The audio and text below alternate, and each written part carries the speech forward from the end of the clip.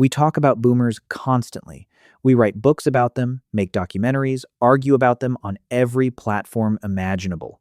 We dissect millennials like they're some kind of fascinating new species.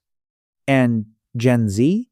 They have entire academic papers devoted to understanding them. But there's this entire generation sitting right in the middle, born between 1965 and 1980. The kids who came home to empty houses, let themselves in, made their own dinner, and didn't tell anyone about it, who watched the world change faster than any generation before them and somehow decided not to make a big deal out of it. Gen X, the generation the internet mostly forgot to have opinions about. That's not an accident. And it's not because there's nothing interesting there. It's because Gen X, more than any living generation, doesn't ask to be seen. They didn't then. They don't now. Here's what shaped them.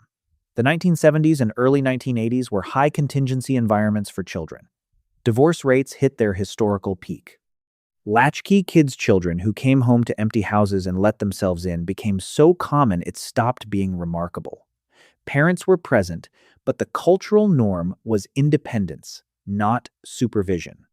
No helicopter parenting, no participation trophies, no one asking how your day made you feel. Psychologists now call this an autonomy-rich, low-surveillance environment. And according to developmental psychologist Dr. Jean Twenge, who has studied generational personality patterns for over 2 decades, this kind of environment doesn't produce damaged adults. It produces a very specific kind of adult one whose nervous system learned, early and without being asked, that the most reliable source of stability is themselves. That's not nostalgia. That's wiring. And that wiring shows up in very specific ways. Here are 6 of them. The first is radical self-reliance.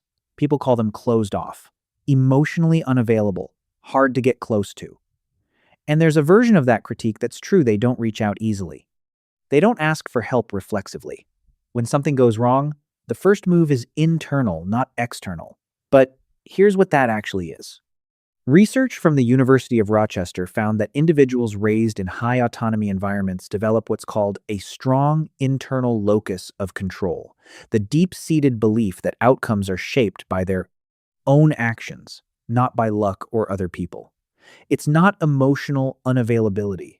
It's that their brain built its foundation without relying on external scaffolding. They don't lean because they were never given anything to lean on. So they built something sturdier instead. The second is a low tolerance for emotional theater. You've probably seen it. Someone spiraling out loud, demanding reactions, pulling energy from every person in the room.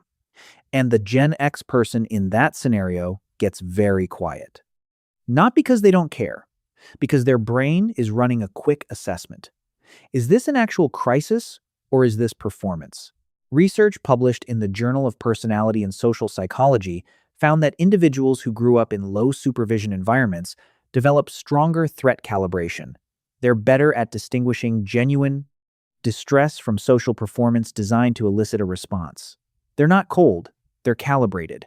Most people call that empathy failure. It's actually a highly efficient filter that took decades to build. The third is deep skepticism of authority. People call it cynicism, difficult, always questioning everything. And yes, they question everything. Their managers, their institutions, the official story. They come into any system with a slight squint, a mild suspicion that someone isn't telling them the whole thing. But here's the context nobody gives them. Gen X grew up watching Watergate. Watch the savings and loan crisis wipe out families. Watch the AIDS crisis get ignored by governments for years. Watched corporations downsize their parents out of jobs after 25 years of loyalty. Dr. Mark Davis, a sociologist at Stanford who studied trust patterns across generations, found that Gen X shows the lowest institutional trust of any living generation, and that this isn't pathology.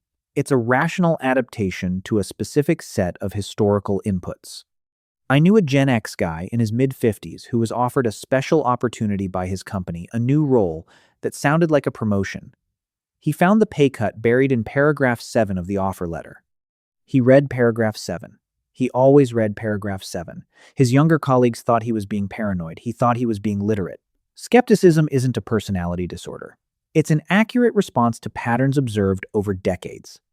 The fourth is intense loyalty to a very small circle. They have few friends. Not the vague kind of few that means 12 instead of 30. The actual kind, 3 people, maybe 4. And those people have been in their lives for 20 years.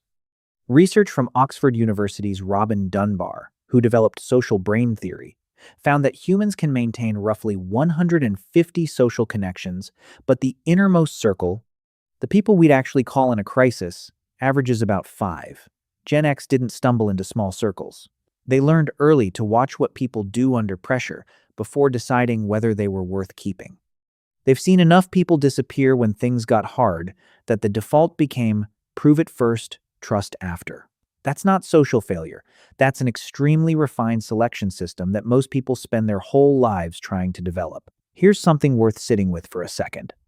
Some of what we're calling adaptive wiring, the self-reliance, the skepticism, the small circle, some of it is exactly that. Built, deliberate, earned, and some of it is armor. Put on so long ago you forgot it was armor and started calling it your personality. Only you know which is which. The fifth is a genuine comfort with silence. They don't need noise. This confuses people who grew up with social media, where silence feels like an error state that needs to be corrected immediately. But Gen X predates that anxiety. They grew up in silence. Saturday morning cartoons ended at noon, and then there was nothing. No streaming, no algorithm, no one asking what you wanted to watch next. You sat with yourself. You figured out what you actually thought. Research published in Psychological Science found that brief periods of unstructured solitude improve cognitive processing and emotional regulation in adults who learned this behavior early. The ability to be alone without being lonely is, according to psychologist Esther Buchholz, one of the most undervalued resilience skills in modern psychology. They're not antisocial, they're just not scared of quiet. There's a difference. The sixth is quiet competence. They don't need witnesses. They do the work and don't announce it. In a world built around personal branding, self-promotion, and broadcasting every achievement, Gen X is running a completely different operating system. They fix the thing, they deliver the result, and they don't particularly care whether anyone noticed. This gets them passed over sometimes. It definitely gets them misread as arrogant because confidence that doesn't perform for others can look like contempt from the outside. But the psychology is straightforward. They came of age before social media existed. Achievement existed before proof of achievement. The work was the point, not the post. If you're in a room with the quietest person there, and they're Gen X, there's a real chance they're also the most capable person in that room. They just stopped needing you to know that a long time ago.